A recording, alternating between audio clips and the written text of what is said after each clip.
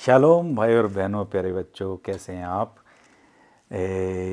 यकीनन आपने ये सूफ़ी गाना जो हज़रत सुल्तान बाहू का है यकीनन सुना होगा। जे रब नात्यां तोत्यां मिलदा तां मिलदा डड्डुआं मच्छियाँ हो। आज हम 28वां इतवार है, साल सोएम, और एक बात कर रहे हैं, एक गंभीर बात कर रहे हैं पाक और नापाक की। ये मज़हबी लोगों के लिए बहुत ही एक अहम सवाल है, और आम लोगों के लिए ये काफ़ी ख़तरनाक भी बन सकता है। आज हम मत्ती की जो मुक़द्दस लूका की इंजील में से पढ़ेंगे, उसका 17वां बाब है और उसकी 11वीं आयत से 19वीं आयत तक। आइए सुनते हैं।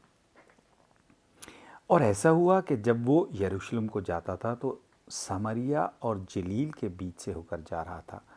और जब वो एक गांव में दाखिल होने लगा तो 10 मबरूस आदमी उसे मिले। वो कुछ फासले पर खड़े हो गए और आवाज़ बुलंद करके बोले, ऐ यीशु, ऐ उस्ताद, हम पर रहम कर। उसने देख कर उनसे कहा कि जाओ, अपने आप को काहिनों को दिखाओ। और ऐसा हुआ कि वो जाते जाते पाक साफ हो गए। उनमें से एक ने जब देखा कि मैंने शफा पाई है तो वो बुलंद आवाज़ से खुदा की तमजीद करता हुआ लौटा और उसका शुक्र करते हुए उसके कदमों पर मुंह के बल गिरा, और वो सामरी था। यीशु ने खिताब करके कहा, क्या 10 पाक साफ ना हुए? फिर वो 9 कहाँ हैं? क्या इस परदेसी के सिवा और ना पाए गए जो लौट कर खुदा की तमजीद करते? और उसने उसे कहा, उठकर चला जा, तेरे ईमान ने तुझे बचाया है। जैसे मैं बता रहा था कि ये पाक और नापाक, और ख़ास तौर पर ये कोढ़ की जो बीमारी है, ये पुराने अहदनामे में जो किताब है, अहबार की किताब, उसमें 5-6 बाब हैं लंबे लंबे, जो बहुत ही तफसील से बताते हैं कि कौन सी चीज़ पाक है और कौन सी चीज़ नापाक है। 11वें बाब से शुरू होता है ये 11वें बाब में है पाक और नापाक जानवर, हैवानात की तमीज़ की जाती है, कौन सा पाक है, कौन सा हम खा सकते हैं, कौन सा नहीं खा सकते, कौन सा हलाल है, कौन सा हराम है। 12वें बाब में वलादत की नापाकी और उसकी तहारत के बारे में। 13वां बाब जो है वो कोढ़, जिसका भी हम जिक्र कर रहे थे, कोढ़ की नापाकी के बारे में। और 14वां बाब इसकी तहारत के बारे में। 15वां बाब दीगर शरई नापाकियों के बारे में। और 16वां बाब जो यौम कफ़ारा है, ये कैसे फिर इनसे कफ़ारा हासिल करते हैं। तो ये किताब जो है वो बहुत ही तफसील से बताती है कि कौन सी चीज़ पाक है और कौन सी चीज़ नापाक है। कोढ़ की बीमारी जो है, ख़ास तौर पर वो जिस्म पर किसी किस्म का भी दाग आने को बीमारी समझते थे, और जिससे शफा याब हुआ जा सकता था। लेकिन जो हकीकी कोढ़ था उसको मौत की बहन करार दिया जाता था। वो आपको कब्र तक लेकर ही जाता था, क्योंकि आहिस्ता आहिस्ता जिस्म के हिस्सा जो हमारे जो है बदन है, गोश्त है, वो आहिस्ता आहिस्ता गिरता जाता था और कम होता जाता। इसमें जो सबसे ख़तरनाक बात है, जो गंभीर बात है, वो ये है कि बीमारियों को खुदा की तरफ से सज़ा समझा जाता था। एक ऐसी लानत समझा जाता था कि खुदा की तरफ से इस शख्स को, उस पर अजाब गिरा है, उस पर ये सज़ा दी गई है। और कोढ़ जो था उसके बारे में अहबार, जिसका हमने जिक्र किया, उसकी 13वें बाब में उसके 45 और 46वें आयत में है। और कोढ़ी जिसको मर्ज़ है उसके कपड़े ढीले लटकते हों, यानी फटे भी होने चाहिए, उसका सर नंगा होगा, उसका मुंह कपड़े से ढंपा हुआ होगा, यहाँ तक ढंपा हुआ होगा, और वो चिल्ला कर कहेगा नापाक नापाक। जब तक उसको वो बीमारी रही वो नापाक रहेगा, यकीनन नापाक है। वो अकेला रहे और खैमा गाह, यानी जो हैकल है, उससे बाहर उसका मकान होगा। ये वो वीरान जगहें थी जो कब्रिस्तान से मिलती जुलती थीं, और कोढ़ी मौत की ज़िंदा अलामत थी। तमाम बीमारियों को खुदा की तरफ से गुनाह की सज़ा समझा जाता था, जैसे मैंने पहले बताया, लेकिन कोढ़ जो थी वो गुनाह की अलामत समझा जाता था। खुदा खुद इस सज़ा को भेजता था, और उन लोगों को जिनके अंदर नफ़रत, गुरूर, कत्ल, चोरी वगैरह वगैरह थे, کوڑ سے شفا پانا مردوں میں سے جی اٹھنے کے برابر سمجھا جاتا تھا، اور یہ صرف اور صرف خدا کر سکتا تھا۔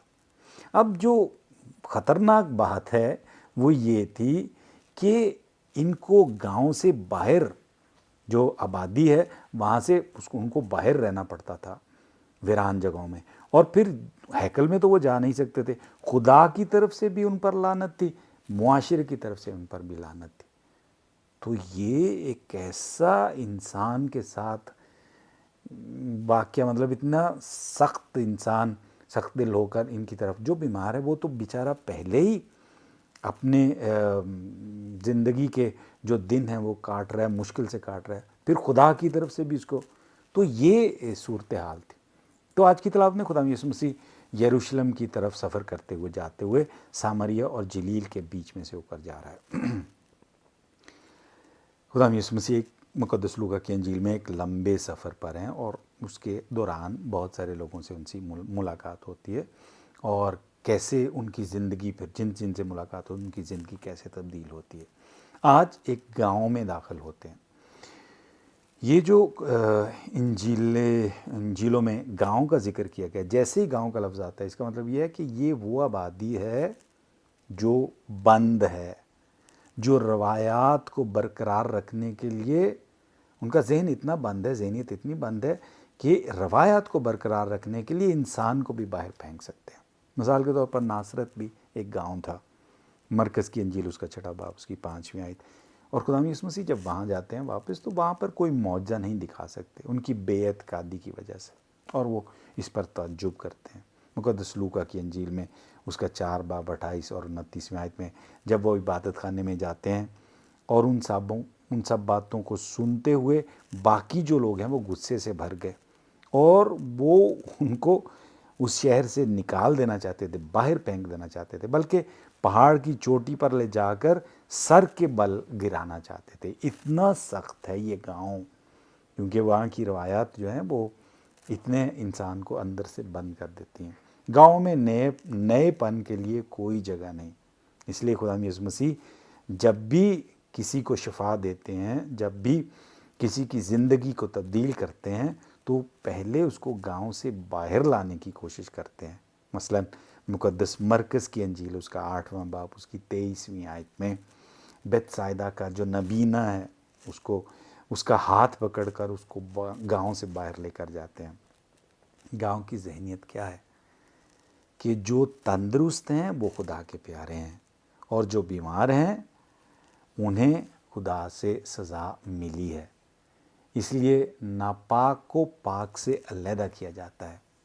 کوڑی اپنے آپ کو مسترد یعنی ریجیکٹڈ، خدا اور انسان کی طرف سے ریجیکٹڈ محسوس کرتے تھے۔ انسان انہیں آبادی سے باہر، معاشرے سے باہر پھینکتا تھا، اور خدا جو شفا دے سکتا تھا اس کی طرف سے بھی اس کو یہ سزا سمجھی جاتی۔ تو خدا اپنے خلاف کیوں جاتا؟ جب میں نے ہی سزا دی ہے تو میں اس کو کیوں کروں؟ اس لیے وہ خدا سے بھی فضل نہیں مانگ سکتے تھے، اس لیے انہیں ساری زندگی زندہ رہتے ہوئے اس دوزخ میں جلنا تھا۔ یہ گاؤں کی سوچ ہے، یہ گاؤں کی سوچ ہے۔ تو یہ جو 10 کوڑی تھے وہ خدا یسوع مسیح کو دیکھتے ہیں اور دور سے آواز دیتے ہیں، ان کو کہتے ہیں۔ آئیے دیکھتے ہیں کیوں 10 تھے، کیونکہ یہ بھی ایک علامت ہے کلام مقدس میں، کاملیت کی علامت ہے، جیسے ہاتھوں کی 10 انگلیاں ہوتی ہیں۔ تو اس گاؤں میں 10 کوڑی کا مطلب ہے کہ سب کے سب بیماری میں مبتلا ہیں، وہ بیماری جو ہمیں موت کی طرف لے کر جا رہی ہے۔ جب تک اس گاؤں سے نہ نکلیں ہم موت کی اس سڑک پر چلتے جاتے ہیں اور اس سے منہ پھیر کر واپس نہیں آ سکتے۔ ایک بات غور طلب ہے کہ اس ناپاکی میں سب اکٹھے تھے، اس کے الٹ جو کہ ہیکل میں اپنے آپ کو پاک صاف سمجھتے تھے، ان سب میں تقسیم تھی، ان سب میں بانٹ تھی، تفرقے تھے۔ تو دیکھیں کیسے یہ جو 10 تھے وہ آپس، اس میں سامری، ایک تو سامری ہمیں پتہ ہے کہ وہ سامری تھا، اور شاید اور بھی لوگ ہوں گے، لیکن وہ سب کے سب اکٹھے تھے، وہاں کوئی تفریق نہیں۔ تو خدا ان کو کہتے ہیں آئے یسوع، آئے استاد۔ یہاں جو لفظ استعمال کیا گیا ہے پستاتس ایسے کچھ ہے، یونانی کا لفظ ہے، تو وہ استاد کی جو ہے نا وہ ترجمہ وہ اتنا صحیح نہیں ہے، کیونکہ وہ ان کو سکھاتے تو نہیں تھے، ان کے استاد نہیں تھے. وہ کہنا چاہتے ہیں کہ تم جو اس صورتحال کے اوپر ہو، یعنی جو لوگوں نے ہمیں رد کیا ہے، جو خدا آپ یہ کہتے ہیں کہ خدا نے بھی ہمیں رد کیا ہے، ان سب میں تم ان سے اوپر ہو. یہ بات کا یقین کرتے ہوئے وہ شفا نہیں مانگتے، وہ کہتے ہیں ہم رحم مانگتے ہیں کہ انسان نے بھی ہمیں چھوڑ دیا، خدا کی طرف سے بھی ہمیں ایسے، تم ہم پر رحم کرو. تو خداوند یسوع مسیح کو وہ دیکھتے ہیں کہ یہ وہ شخص ہے جس کی بات، جس کا کلام، جس کا لفظ جو ہے وہ ہمیں اس صورتحال سے باہر نکال سکتا ہے. تو یسوع کیا کہتے ہیں؟ یسوع ان کو کاہن کے پاس بھیج دیتے ہیں، کیونکہ یہی احبار کی کتاب میں لکھا تھا کہ جیسے ہی وہ اپنے آپ کو بہتر سمجھیں تو وہ جا کر دکھا سکتے ہیں کاہنوں کو. اور کاہن انچ ہر جو انسان کے جسم اس کو چیک کرتے تھے کہ یہ پاک صاف ہو گیا کہ نہیں. اور خداوند یسوع مسیح کوشش کرتے ہیں کہ ان سب کو اس ذہنیت، اس کی جو گاؤں کی ذہنیت ہے، جہاں پاک اور ناپاک کی تفریق کی جاتی ہے، جہاں انسانیت کی تذلیل کی جاتی ہے، اس میں سے نکالا جائے. اور جب وہ خداوند یسوع مسیح ان کو کہتے ہیں کہ جاؤ یہ کرو، گاؤں سے باہر نکال دیتے ہیں. گاؤں سے باہر نکلتے ہی وہ ابھی کاہنوں کے پاس نہیں پہنچے، انہوں نے محسوس کیا کہ وہ شفا یاب ہو رہے ہیں، اور ان میں سے ایک واپس آتا ہے. اب یہ جو بات ہے یہ بڑی، کیونکہ مقدس لوکا کی انجیل جو ہے وہ غیر قوموں کے لیے لکھی گئی تھی، مقدس متی کی جو ہے وہ یہودیوں کے لیے خاص طور پر. تو یہ خداوند یسوع مسیح کا جو ہیرو ہے اس میں وہ سامری ہے، وہ ایک غیر قوم ہے جس کے لیے لفظ پردیسی استعمال کیا گیا. وہ جیسے ہی گاؤں سے نکلتا ہے وہ دیکھتا ہے اور وہ واپس آتا ہے.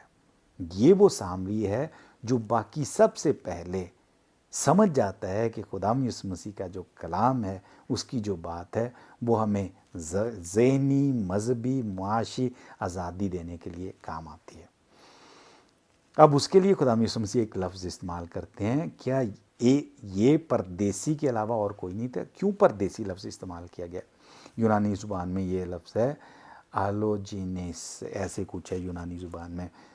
تو یہ لفظ جو ہے وہ ہیکل کے اندر مختلف حصے تھے، جو کہ جیسے جب داخل ہوتے ہیں تو وہاں پر سب لوگ داخل ہو سکتے ہیں، غیر قوم بھی داخل ہو سکتے ہیں. اس کے بعد ایک اور حصہ تھا جہاں پر صرف یہودی جا سکتے، اس کے بعد ایک اور حصہ تھا جہاں عورتیں جاتی ہیں، ایک اور حصہ جہاں صرف کاہن جا سکتے تھے، ایک اور جو سب سے مقدس جگہ تھی وہاں پر کاہن اعظم سال میں ایک دفعہ صرف جا سکتے تھے. تو یہ جو پہلا حصہ تھا جہاں پر غیر قوم جا سکتے تھے، اس کے اختتام پر، خاتمے پر یہ 13 تختیاں لگائی گئی تھیں مختلف زبانوں میں، رومن زبان میں، پھر یونانی زبان میں جو اس وقت کی جیسے آج انگلش ہے تو وہ ہے، پھر وہاں کی جو لوکل زبان تھی عبرانی میں، اس میں لکھا گیا تھا کہ جو اس حد کو پار کرے گا، جو کہ یہودی نہیں، اس حد کو پار کرے گا، وہ اپنی موت کا خود ذمہ دار ہو، کیونکہ جیسے ہی وہ پار کرے گا اور اس کو وہ پکڑا جائے گا، اس کو قتل کر دیا جائے گا. تو یہ لفظ استعمال کیا گیا ہے کہ وہ پردیسی جو خدا کو ہیکل میں جا کر پہچان نہیں پاتا، یہاں خدا اس کی طرف آتا ہے اور یہاں وہ خدا کو ہیکل سے باہر پہچان لیتا ہے. پاک اور ناپاک اس گاؤں سے باہر نکل کر وہ اس منزل کو پا لیتا ہے. اور یہ خداوند یسوع مسیح کہتا ہے کہ تیرے ایمان نے تجھے شفا دی ہے، تجھے شفا عطا کی ہے. ایمان، جیسے ہم نے ایک دفعہ پہلے بھی کہا تھا، پہلے ایک اور ویڈیو میں کہا تھا، خدا کی طرف سے ایک تحفہ ہے. اصل میں یہ تحفہ بند ہے، جیسے پیک کر کے دیتے ہیں نا، گفٹ پیک ہے، وہ ہے. جب تک ہم اس کو کھول کر قبول کر کے اس کو استعمال میں نہیں لاتے تب تک یہ شفا نہیں دے سکتا. کیونکہ ایمان جو ہے وہ پیار کا جواب ہے. جب آپ کو پیار دیا جا رہا ہے اس کے جواب میں آپ کیا کہتے ہیں، یہ جواب ہے. تو جیسے میں نے ایک اور ویڈیو میں کچھ بکواس آئینے میں اس کا ذکر کیا جلال الدین رومی کا، جس کے بارے میں نے کہا کہ میں اس میں ویڈیو میں بات کروں گا. وہ 1207 میں پیدا ہوئے افغانستان میں اور 1273 میں ان کی وفات ہوئی. اور انہوں نے اس کے بارے میں گہرائی میں ایک بات کہی. جیسے میں نے کہا کہ حضرت سلطان باہو نے بھی کہا کہ خدا کن کو ملتا ہے؟ وہ جو اس کی پہچان کرتے ہیں، جو اس کا شکر کرتے ہیں.